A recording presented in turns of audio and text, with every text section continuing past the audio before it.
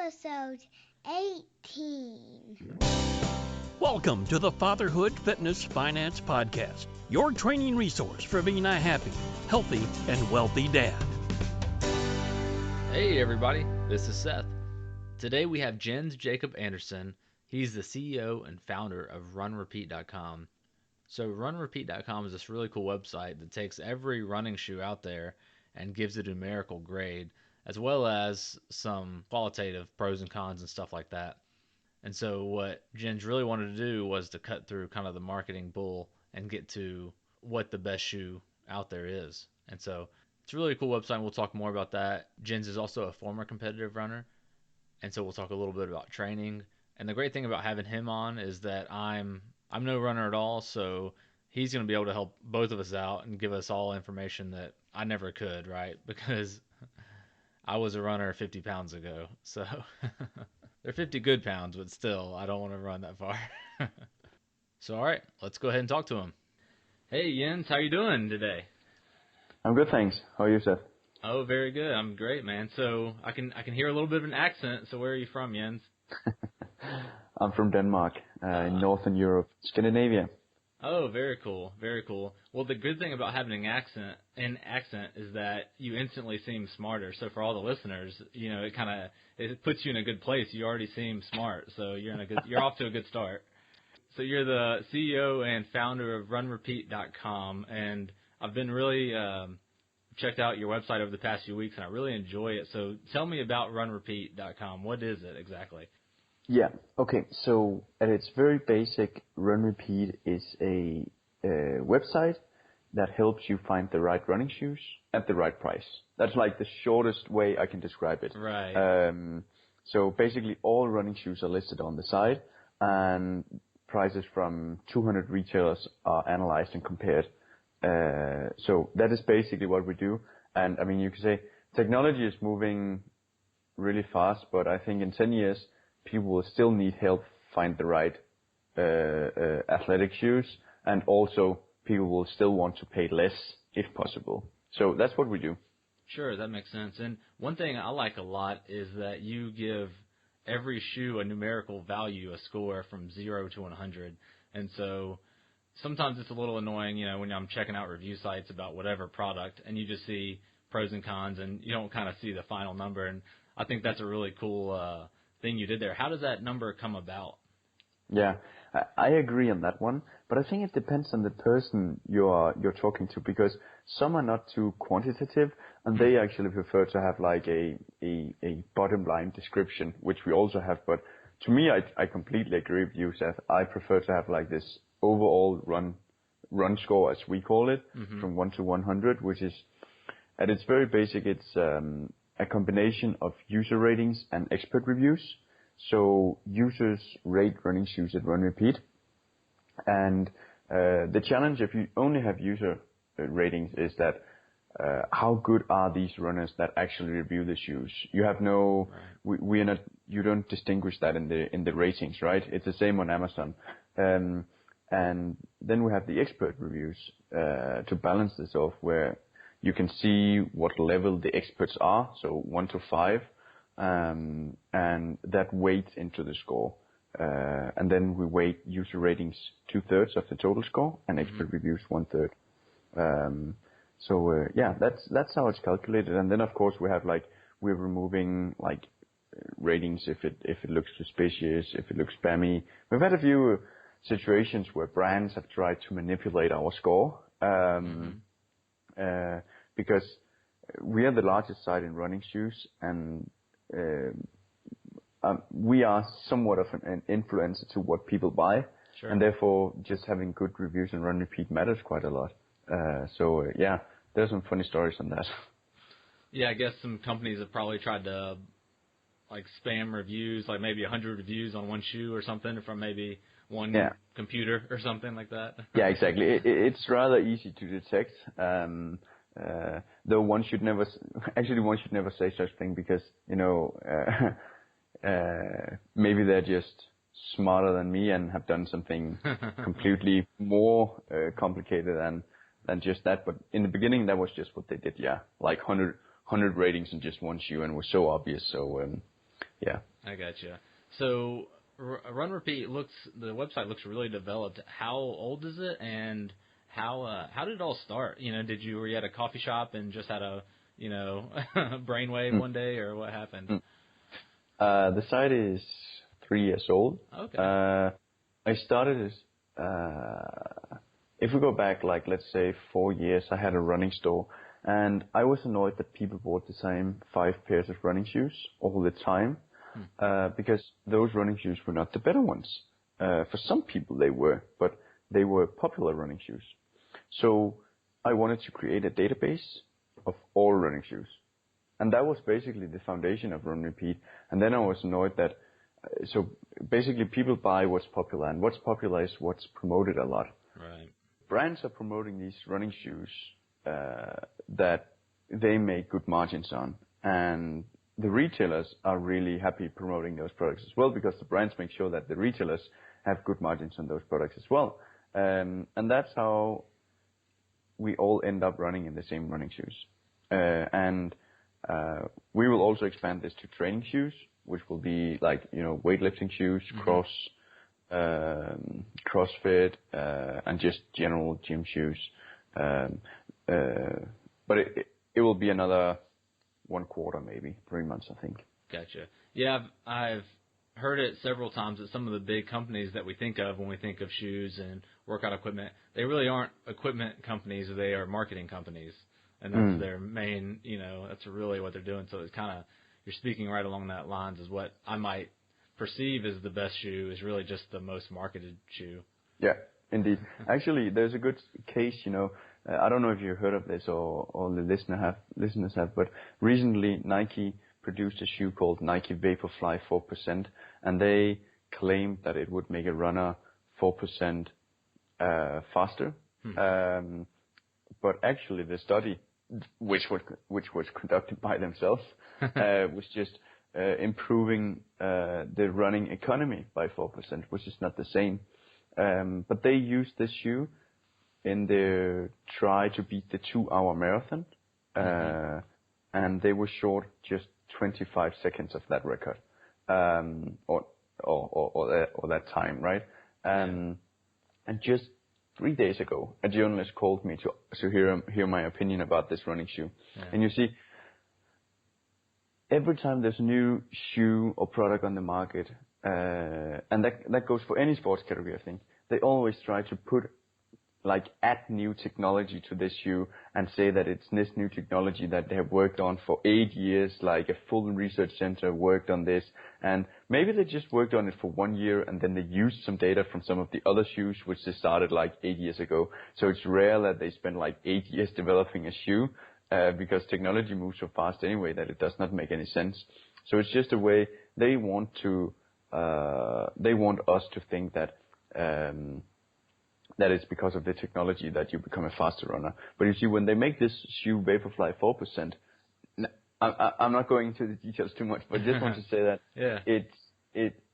maybe it's making the running economy 4% better for an elite runner. But an elite runner is running 20 kilometers an hour, and how's that in miles? That must be 20. That must be 14, maybe 14 miles an hour.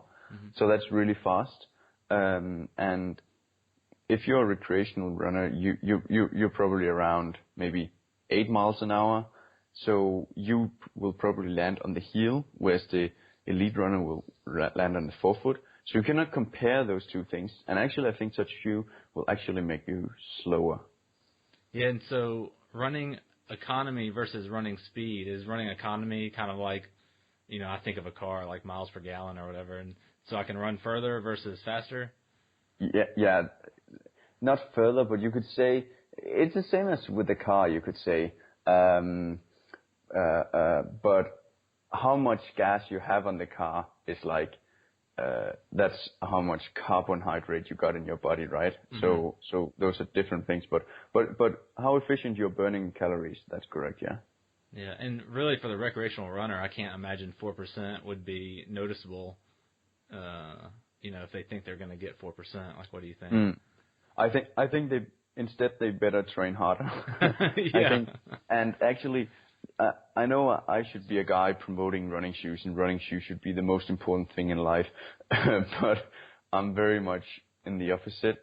I'm very opposed to that opinion because I think so. Less than 2% of all injuries in running are due to the shoes, and running shoes don't make you faster. You can take like a competition running shoe; it will probably make you around 6 seconds faster per mile, which is significant. But you can do that in 1 month of training, and then it's like then you're proving beyond that. So I think training is much more important. Right. Of course. I have very similar. I'm more of a weightlifter, and I have very similar feelings about lifting weights. You know, people will concentrate all on the equipment and then negate, you know, their consistency or really what they're doing, and that's pretty popular. So, you know, you're a former competitive runner. You know, like I said, I'm more of a weightlifter. I don't really know what's a good running schedule or regiment. Do you run every day, you know, or do you slowly build up or have a couple break days a week, or how does that work? So you know a lot about weightlifting. So while that is 100% anaerob training and a lot of running is aerob, so with oxygen, there are of course differences. But you see many of the concepts. If you know a lot about like weightlifting, you actually know a lot about running. Because let's say you want to become a faster runner on a 3-mile distance, 5K, then you would need to do some interval training. You would need to do some slow jogs. You would need to do some tempo runs. You would need variation. And variation, I think, is highly underrated at the moment. I think a lot of runners just go for a run 3 miles 2 times a week, maybe. If it's someone who's also doing weightlifting, then it's fine because it's not like your primary target. But I'd instead, I mean, you don't go to the gym and do 50 reps of an exercise, right?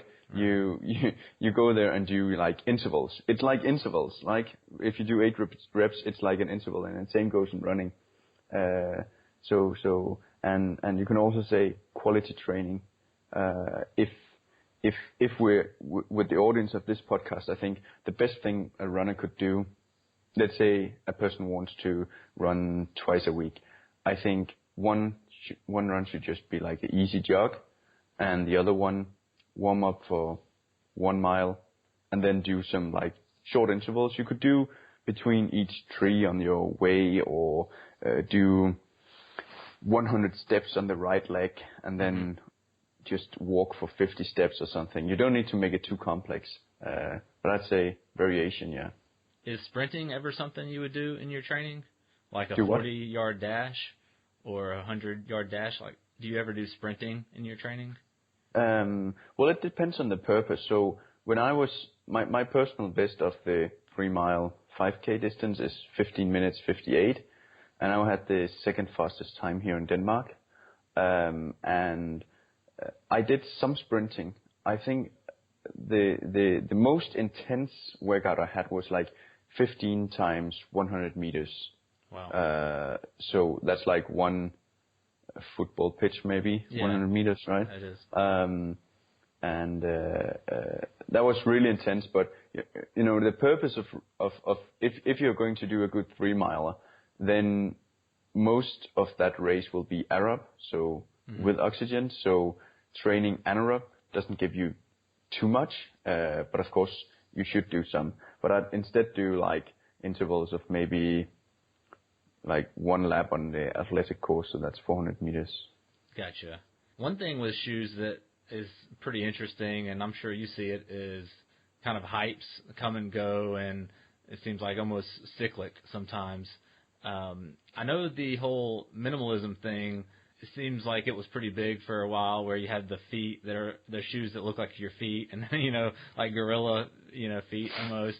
Is that still the main trend right now, or are shoes going the other way? So I think minimalism peaked in 2007, And the idea behind it was great. I loved it. The idea was that you are born as an animal, and we are hunters, so we don't need support from shoes. Right. And that idea is great. But the challenge is when you bring something theoretical into the real world, where people for their entire lives have walked in shoes with support, and ask them to walk with no footwear or with really minimal footwear, then injuries are all over. So that's the challenge from that. But what happened, which was pretty interesting, was that when Vibram Five Fingers, who did these shoes looking like feet, it became really, really popular. And also in the training environment, I think most listeners here know what we're talking about when we mention these shoes. Yeah. And so the other brands started to do minimal wear as well. And they just did it because they wanted to make money. After 2008, their popularity declined significantly. And since then, minimalism has been like a really niche category. Instead, guess what? Maximalism, the complete opposite, is the new thing. So where you have like really thick soles, and some swear to them. A lot call them clown shoes because they are really ugly. But yeah, some swear to them, and in the end, one should pick what one believes in and what one thinks, what is comfortable for one. But I think now the brands are also doing these maximalist running shoes. But I think in 2 years or 5 years, maximalism will be a really, really small category again. Oh wow! Which camp do you find yourself in, or what kind of shoe do you like personally? So I tend to get hip injuries if I get injuries. And is that like hip flexor or IT band or what is it? Yeah, hip flexor. Then if you tend to get, this is a very general thing, but if you tend to get hip injuries or back injuries, you're better off with minimal footwear. But if you tend to get injuries in the ankles and knees, you're better with like normal cushion shoes. And this is no like secret or anything. Right. That is common knowledge. So therefore, I prefer more minimal footwear, but it's not like I have to wear like the super minimal. I have regular running shoes as well. I think variation is key. So using different running shoes. But if you're just running a few times a week, you don't need more than one pair. Right, I gotcha. I noticed your site has sneakers now too.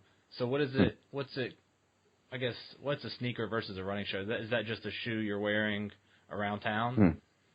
Yeah.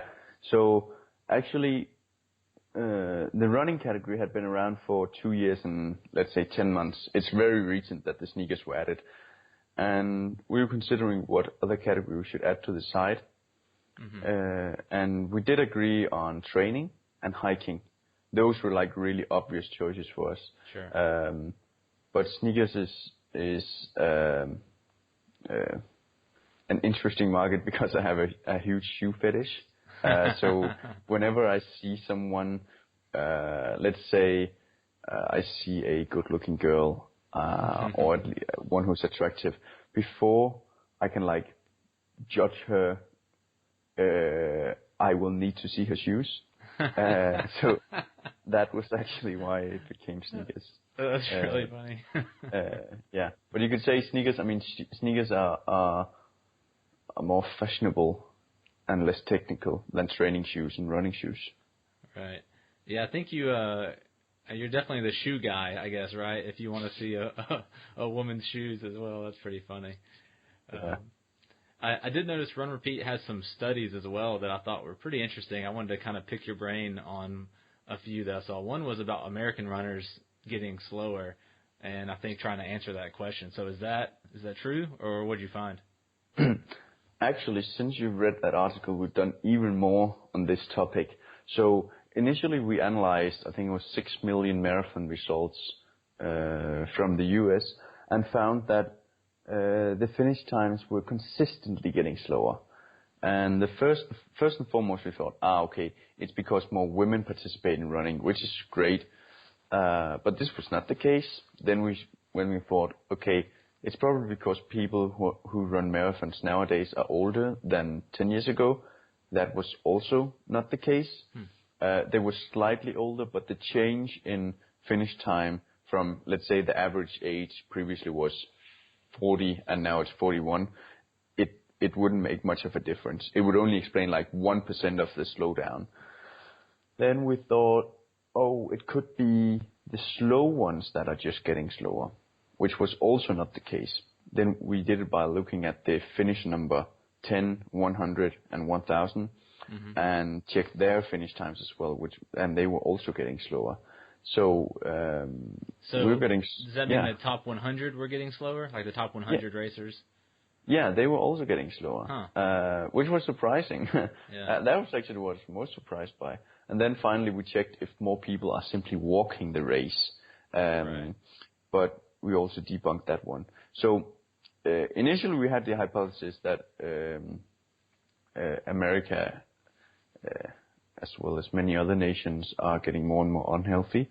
And we believe that's at least one of the explanations to this. It was really good correlation, so it's not causation, so we cannot conclude it for sure.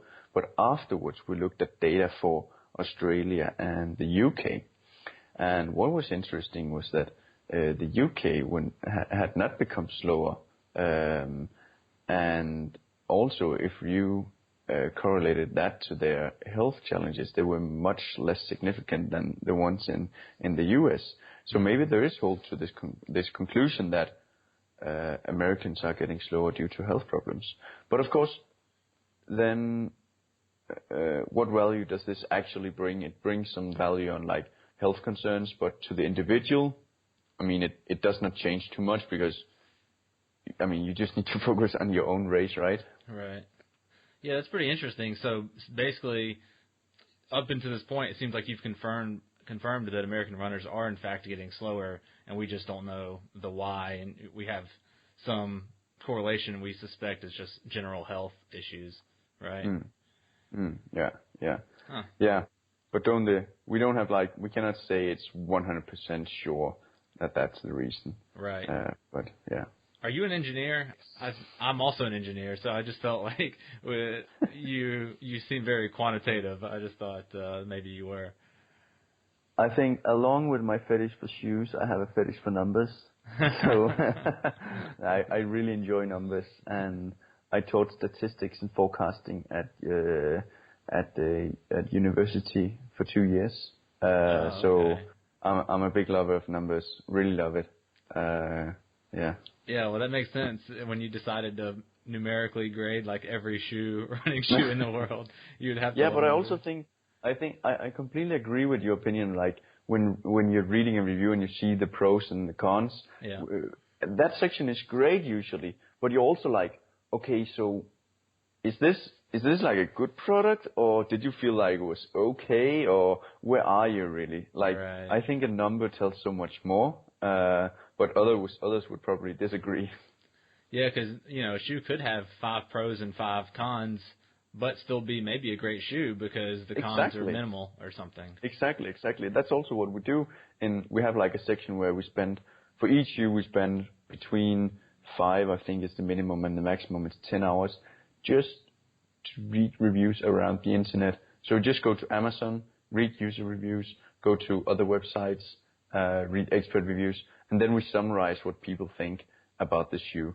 And one thing I personally think is really valuable is that, for instance, if you go to Amazon and you're about to buy a running shoe, you would probably check the 1 stars or 2 stars to see what people disliked. Sure.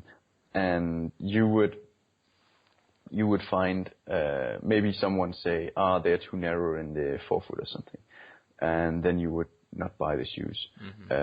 If we see such information, we note it down, and if there are more people mentioning it, we will mention it as well. But otherwise, if it's just one who mentions it out of let's say we read 300 reviews, then it's actually not a problem. Then it's this person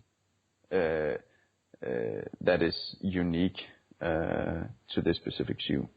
Yeah, totally agree. You just have to write off that one person, where me, myself, on Amazon might see that one review, and that could change my whole purchase decision. But yeah, that's interesting. Yeah. One other study I wanted to touch on, I thought caught my eye, and I read a little about it, was about women being better runners than men.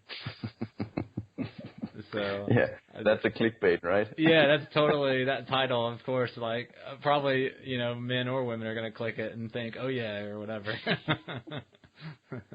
I think actually that one was cited in the New York Times and Washington Post as well. But what we did was simply to look at. Actually, the idea started after I watched Copenhagen Marathon. Mm-hmm. And when I saw my friends do this marathon, I was annoyed to see that they slowed down so much by the end of the race. And I was wondering, so you trained for this marathon for 6 or 12 months, yet you started out too fast. How couldn't you know that your pace was too fast? And then I just decided, okay, I'll just go back home and look at the numbers. If this is like a general trend that people are actually getting slower by the end, it's well known that you hit the wall, right? Mm-hmm. But you should still be able to like run at an even pace, because that's the best way to do to cover a distance. I mean, any distance, the fastest way you're going to cover it is by having the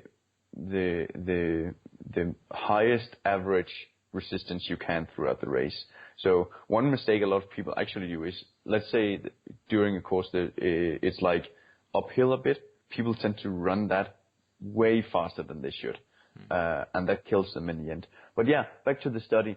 Then I just looked at the data and saw, people are slowing down a lot. And I thought, how about women? And versus men. And I looked at the data and noticed that men slow down more than women, and it's significantly more. They slow down like 19% more than women. So we made that to the conclusion, like the really, really clickbait conclusion, that women are better runners than men. You could say women are better at running a marathon at an even pace than men. Or you could say women slow down less than men. That would be the correct way of saying it. But it's just a fun title, I'd say. Yeah. But I think I did spend like 3 months almost full time just to conduct that and analyze all the data. Wow, that's wild. Yeah, I see what you're saying. They're technically, you could say they're better runners because they're technically better at keeping that average speed or that average resistance. Exactly. Because if you look throughout history in training as well as in running as well as in not all categories of sports, but many men are superior, and that's just a natural thing. There's nothing discriminating in that, but in running, men are also faster than women. Right. What should the listeners do next time they go buy a shoe? They come to Run Repeat and check you out. It looks like it's totally free, right? It is. But actually, I think, anyone is free to visit the website, and maybe they'll get inspired to buy a pair of shoes. I think on average we save people just short of 40% on the shoes that they're buying. So it's actually quite significant, I'd say. But if you want a proper pair of running shoes, I will actually recommend you to go to a running store and try on at least 6 pairs of running shoes, because comfort is the most important parameter to buy a shoe based on. So don't go online the first time, I would say. But of course, this is an individual thing. So at a running store, do you mean do the thing where I run on the treadmill wearing the shoes, or if I just put them on and feel comfort, is that a good indicator that I'm going to like that shoe? Yeah, comfort is the parameter number 1 in picking running shoes. But if they do have the treadmill, go on it and try it. But you don't need to try all 6 pairs. You can try maybe the one you like the most, and then get the feeling if it actually works out for you when you're running. But if they don't have the treadmill, then it's no problem at all. Buy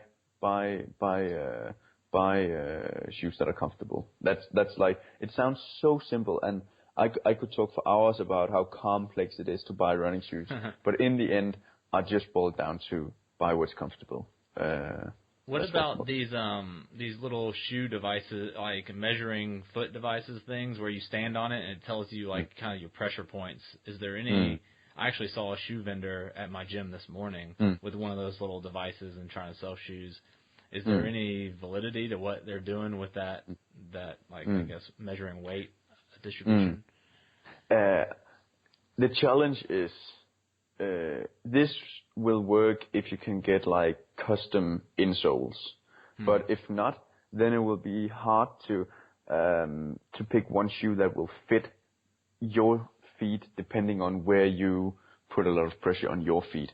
Because while there are 60 pairs of running shoes, and let's say there would be 2 of them that would actually fit your pressure points, then let's say those 2 shoes would not be comfortable for you. Or let's say those 2 shoes wouldn't fit your style in some way, or whatever it might be. They might be too heavy for you or too lightweight for you.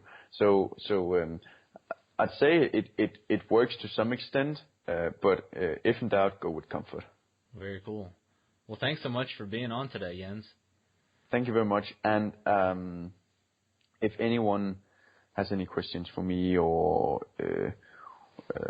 like suggestions for improvements or anything to the site, they can just email me directly at Jens, Jens, @runrepeat.com, or find me on the site on social. I'm happy to connect, and anyone who's looking for a job can also apply for a job at RunRepeat.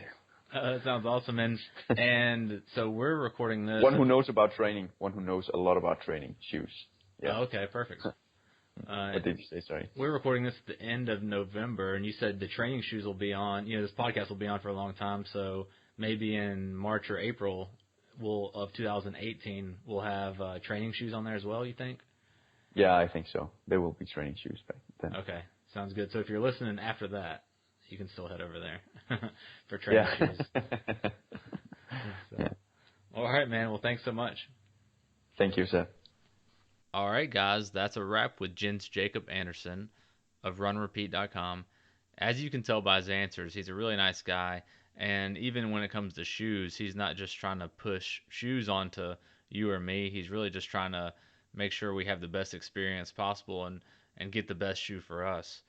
And like he said, he even says go to a store and try on shoes. He doesn't say just go to my website and click whatever, the top one is. But really, if you think about it, the whole purpose of his website is to help people and make it easier, because on our own, it's really tough for us to tell what shoes just highly marketed and then what shoes actually good. So definitely when you get a moment, go check out RunRepeat.com. I was really surprised, and I told him this after the show, that the website was only 3 years old, because it looks a lot more mature than that. And as a reminder, I'm over at Fatherhood Fitness Finance on Instagram, and then also fatherhoodfitnessfinance.com. If there's any guests you want me to get, or there's another show you want me to be on, just let me know. Or if you just want to say hey, that'd be cool too. All right, talk to you later. Thanks for listening to the Fatherhood Fitness Finance Podcast. You can find us at fatherhoodfitnessfinance.com.